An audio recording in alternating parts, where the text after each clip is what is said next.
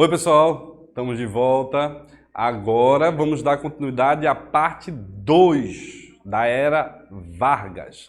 A parte 2 da Era Vargas é justamente a continuação daquela parte 1 que nós vimos na semana passada, que falava sobre o governo provisório de Vargas. Lembrando, na semana passada nós vimos que o Brasil ele passava por um período chamado de República do Café com Leite, a crise de 1929, a vez de Minas Gerais ocupar a presidência da República, os paulistas intervêm, continuam no poder elegendo Júlio Prestes. Há então uma revolta, chamada Revolução de 1930, que se revolta contra a eleição de Prestes, e Getúlio Vargas, apoiado por Minas Gerais, pelo Rio Grande do Sul, seu estado natal, pela Paraíba e pelos demais estados brasileiros, com exceção de São Paulo, marcham para a capital do Brasil para depor Júlio Prestes e não deixá-lo assumir a presidência da República. Então, nós vimos que isso acontece e que Vargas entra no poder provisoriamente até ser elaborada uma nova Constituição, o que durante de 30 até 1932 não vai ocorrer. Sendo assim, os paulistas se revoltam e tem uma nova revolução, agora civil, dos paulistas contra as tropas do governo federal, exigindo a Revolução de 1932, que vai exigir a elaboração de uma nova Constituição.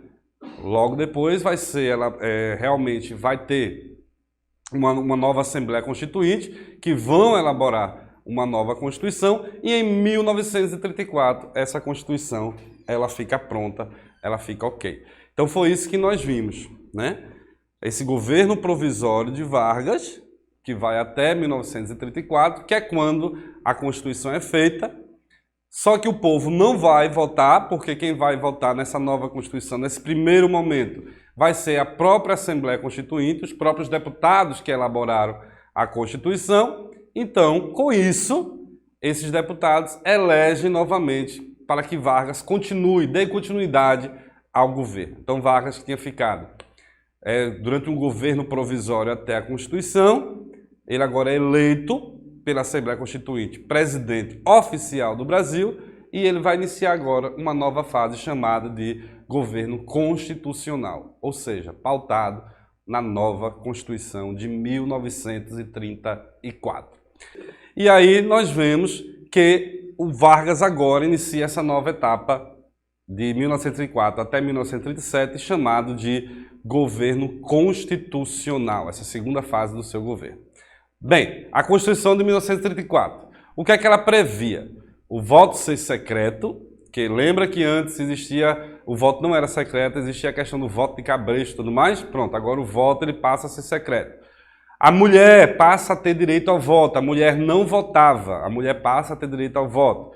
Voto para maiores de 18 anos, antes era até 21 anos.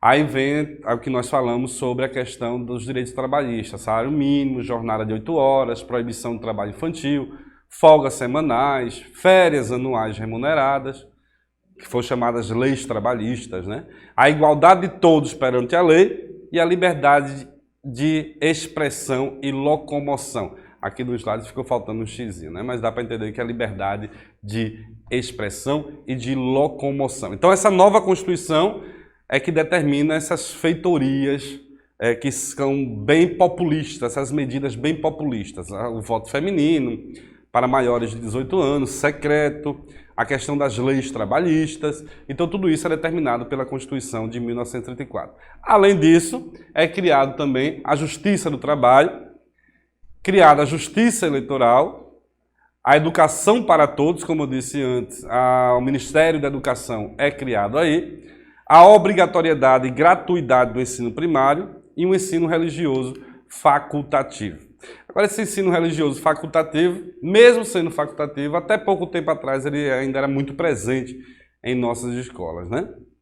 Até pouco tempo atrás, e até algumas escolas ainda permanecem com ensino religioso, apesar de ter outro viés. O ensino religioso agora ele é mais como ciências da religião. Antes era mais um catequismo da igreja, era mais apenas um reforço às ideias do cristianismo. Agora, com a questão de toda a interreligiosidade, não é mais possível isso, é mais um estudo sobre as religiões e como elas hoje impactam a sociedade. Né? Então, tudo isso foi determinado pela Constituição de 1934. O governo constitucional. Aí vem os grupos antagônicos, que é a Ação Integralista Brasileira, de Plínio Salgado. Essa é a ação integralista, é o que apoia as medidas de Vargas. Eles estão em comum acordo com as ideias varguistas. E do outro lado, a ANB, que é a Aliança Nacional Libertadora, que são os chamados comunistas do Brasil, que exigem reforma agrária, nacionalizar empresas, um governo mais popular, enquanto que o integralismo ele é inspirado no fascismo italiano, o fascismo de Mussolini, tem um nacionalismo exacerbado e rejeitava as ideias socialistas e liberais que a Aliança Nacional Libertadora defendia. Então, esses dois grupos antagônicos vai ter conflitos políticos aí. Os integralistas contra os comunistas da Aliança Nacional Libertadora, da ANB. Lembrando que esses integralistas, eles acabam depois se aliando com Vargas, e Vargas acaba, posteriormente, sendo também uma espécie de fascista também em território nacional. É o que vai determinar Vargas como sendo um grande ditador e que os que defendiam o socialismo, o comunismo, inclusive Olga Benário vai ser uma das vítimas dessa política fascista de Vargas, que a gente vai ver daqui a pouco, acabam também sendo grupos antagônicos e entram em choque, começando grandes conflitos políticos. Aí vai vir a intentona comunista, que é um levante comunista que vai ocorrer em 1935, uma tentativa de golpe contra Vargas. A Aliança Nacional Libertadora, a ANB, começa a ter rebeliões nos quartéis. Então, militares simpatizantes do comunistas, em Rio Grande do Norte, Pernambuco, Maranhão e no Rio de Janeiro, começam a chamada intentona comunista. O governo declara a ilegalidade do movimento e o reprimiu. E Vargas declara estado de sítio. Durante esse período da intentona comunista, é onde todos esses militares que apoiavam a Aliança Nacional Libertadora, que tinham ideias comunistas, socialistas, começam a circular por todo o território do Brasil, desde o Rio Grande do Sul, passando pelo Sudeste, pelo Centro-Oeste até o Nordeste. Eles saem pregando, contrário ao governo Vargas, contrário às ideias fascistas de Vargas, e começa a propagar o chamado comunismo. Lembrando que o comunismo, nesse período, ele era muito forte devido à União Soviética. A Rússia acabou tendo a revolução lá em 1918 e agora, nesse momento, a União Soviética tinha muito poder e o mundo estava começando a se dividir entre socialistas liderados pela União Soviética e capitalistas liderados pelos Estados Unidos, que depois da Segunda Guerra Mundial é que vai gerar a chamada Guerra Fria e a bipolaridade do planeta Terra, né, onde alguns países vão ficar de um lado ou do outro. E dentro do Brasil, o comunismo muito forte, tendo como modelo a União Soviética, começa também algumas pessoas a se simpatizar com esse movimento e, contrariando a política de Vargas, começam a pregar o comunismo por todo o território brasileiro, que depois vai ser também suprimido pelas tropas do governo federal. As tropas de Vargas vão acabar suprimindo esse movimento. Diante disso, é criado o Plano COI. O que foi o Plano COI? Olha que interessante. Hora do Brasil, 30 de setembro de 1937. Anúncio do plano que tentaria tirar Vargas do poder. Ameaça vermelha, plano comunista. Perseguição aos comunistas, então, começa a ser feita. E a declaração de estado de guerra no dia 1º de outubro. Esse Plano COI, na verdade, foi uma simulação feita por Vargas, pelos apoiadores de Vargas, pelos integralistas, por todos eles que acabaram criando um documento, elaborando um documento assinado por um cidadão chamado COI, E nesse documento falava-se dos planos de se tomar o poder no Brasil e transformar o Brasil em uma república comunista. Então Vargas começa então, junto com o seu governo, a alertar o povo de que está acontecendo uma tentativa de tomada do poder para transformar o Brasil em um país comunista. Nunca existiu esse plano COI, foi tudo uma farsa que Vargas cria justamente para dar o golpe, para não ter novas eleições e ele continuar no poder. E aí é onde ele, através dessa farsa, acaba manipulando o povo e permanece no poder, adotando o chamado Estado Novo. Mas nesse plano COI, Getúlio autoriza o exército a cercar o Congresso Nacional, outorga uma nova Constituição, a polaca, e inaugura o Estado Novo em novembro de 1937. Aí, como eu disse, fraude. O documento é escrito por partidários de Vargas para garantir sua permanência no poder.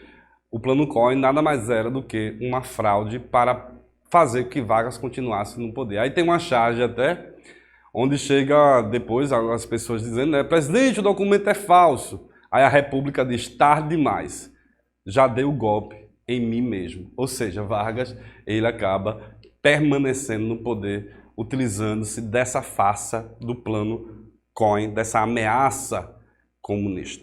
E aí o Brasil não tem novas eleições e Vargas dá um golpe nele mesmo, como ele diz, né?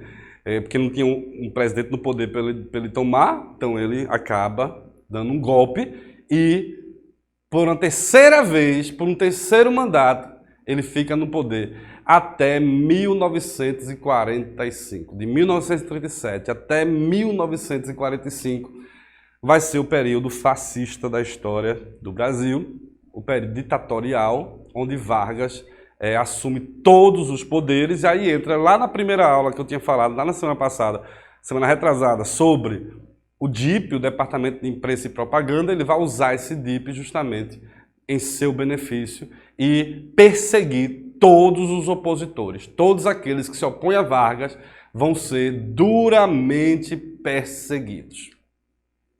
E aí vai. A educação em Vargas. Apesar de tudo isso, o Brasil teve alguns avanços. A criação do Ministério da Educação e do Ministério da Saúde, a reforma do ensino secundário, a criação do SENAI, o ensino primário obrigatório, nacionalização do ensino, fechamento de escolas estrangeiras. Escolas passam a ser espaço de propagar o nacionalismo e os ideais do governo Vargas.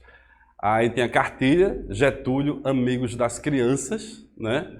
Aí você vê aqui que é uma forma de justamente dar a ideia de que Vargas era o salvador da pátria, o pai dos pobres, né? A ideia paternalista.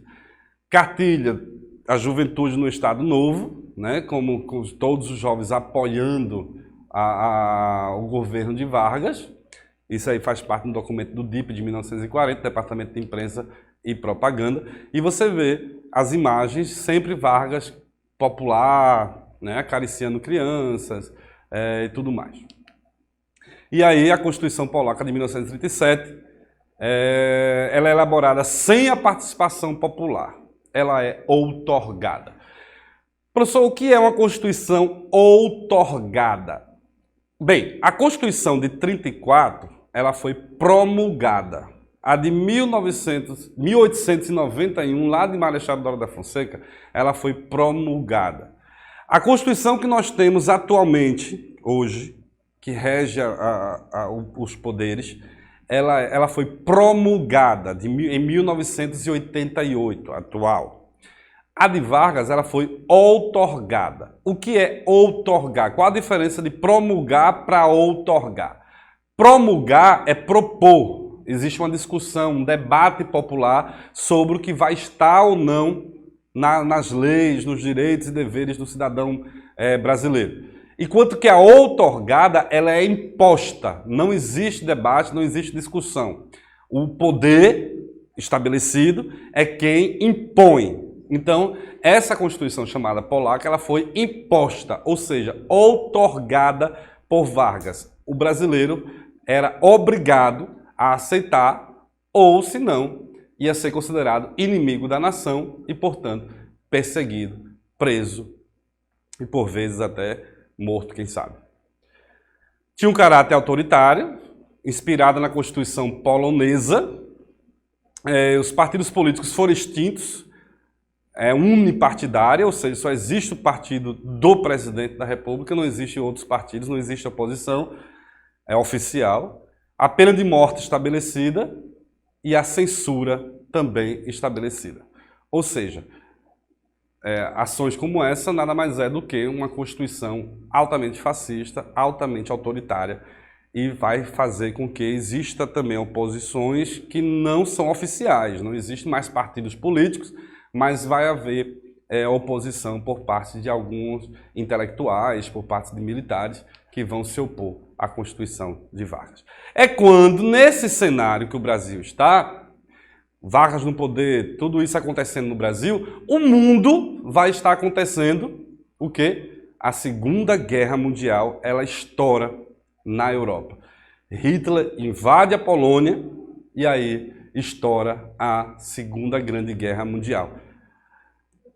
Em 1939, em 1942, o Brasil ele está neutro, ele tem uma neutralidade, ele não toma partido nem de um lado e nem de outro, nem do eixo, nem dos aliados. Agora, em 1942, os alemães atacam submarinos brasileiros aqui na costa nordestina. E aí, o Brasil, então, depois que os alemães atacam submarinos brasileiros, o Brasil entra na guerra do lado dos aliados. Acabam ajudando os Estados Unidos, criando uma base do exército norte-americano, dos Estados Unidos, no nordeste do Brasil. E aí começa investimento na indústria brasileira, também na indústria bélica, na indústria de armas. E em 22 de agosto de 1942, é reconhecido o estado de beligerância, ou seja, o estado de guerra. O Brasil está oficialmente na guerra do lado dos aliados. A partir do momento em que o Brasil cede parte do seu território para os Estados Unidos criar uma base militar aqui, os alemães entendem que o Brasil é inimigo da Alemanha, mas a Alemanha já tinha provocado antes quando bombardeia submarinos brasileiros. Então, não deixando barato, Vargas se alia aos Estados Unidos e aí oficialmente entra na guerra em 1942 e em 1944 o Brasil manda tropas para a Europa lutar a favor dos aliados. Então o Brasil definitivamente ele entra na guerra.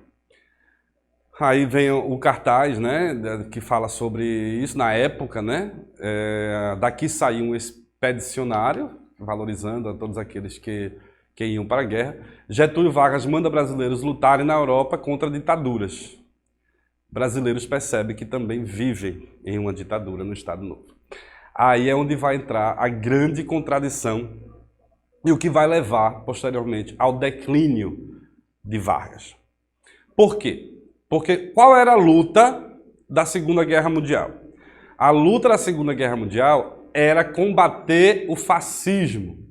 Era combater o autoritarismo de Hitler e de Mussolini.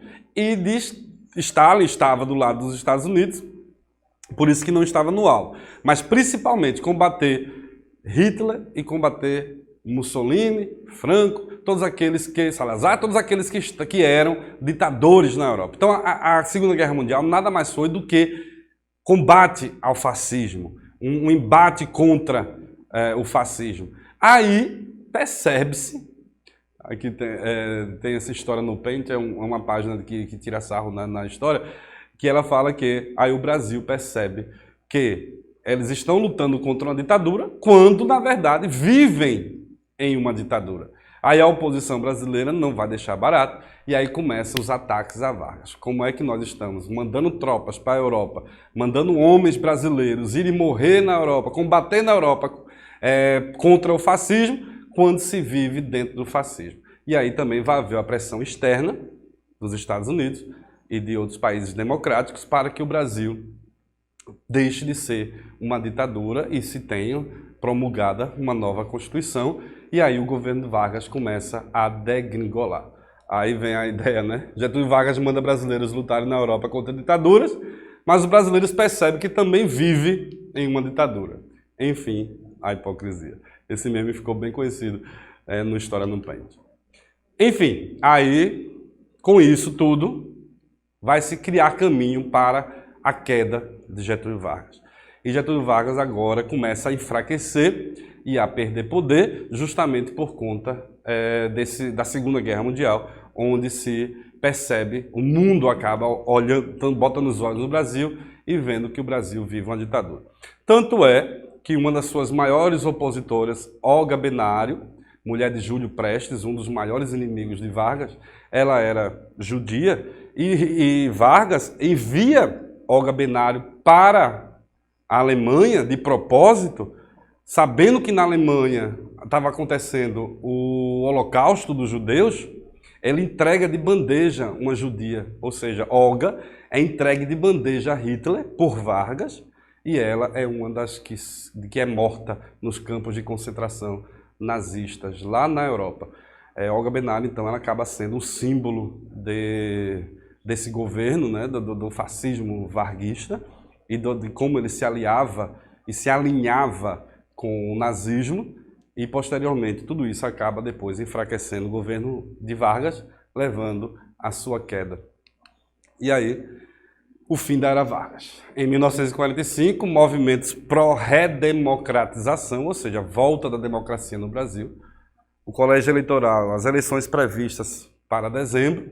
Em 29 de outubro, Getúlio Vargas foi deposto pelo alto comando do Exército, foi tirado do poder. E o presidente do Supremo Tribunal Federal, José Linhares, assumiu provisoriamente o governo. E em 1946, tem novas eleições, assumiu o candidato vitorioso Eurico Gaspar Dutra.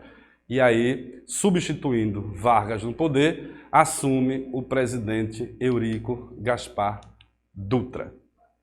E com isso, põe fim definitivamente à chamada Era Vargas. Ok? E por isso, pessoal, nós vemos então que o governo Vargas ele acaba sendo deposto e Eurico Gaspar Dutra, o presidente Dutra, assume o poder no Brasil, dando início ao que é chamado de redemocratização do nosso país.